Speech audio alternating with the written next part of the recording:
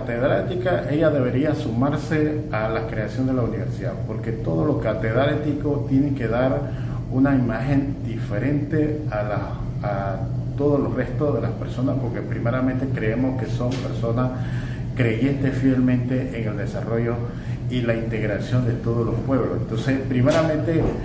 hacerle el llamado a la catedrática que vaya al área y que se reúna con la población y que le pregunte a la población y si esta universidad es importante para el pueblo. Segundo, pues decirle a todos los pueblos indígenas del país, nosotros no somos un pueblo menos que nadie, nosotros somos un pueblo noble, con muchos pensamientos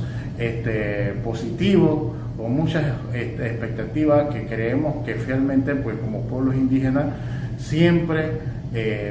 queremos que el desarrollo llegue. Entonces, la visión de todos nosotros como pueblos indígenas es garantizar que nuestra educación superior sea a través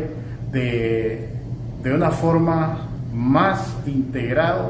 con nuestras cosmovisiones, con nuestras culturas y nuestras tradiciones, porque finalmente,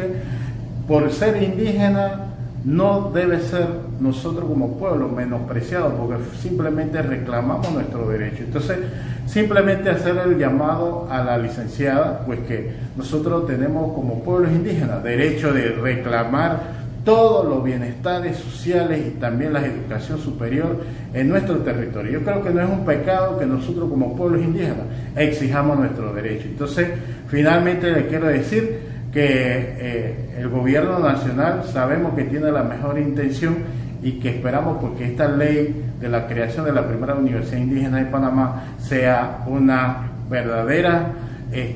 visión de sacar la población indígena de la pobreza y de esa educación que muchas veces no llega a nuestra población. De que ella sea una catedrática no quiere decir que ella desprecie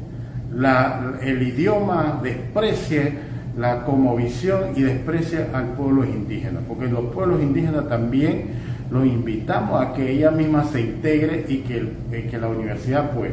y el estudio superior se haga como el pueblo indígena en este momento espera y que se merece.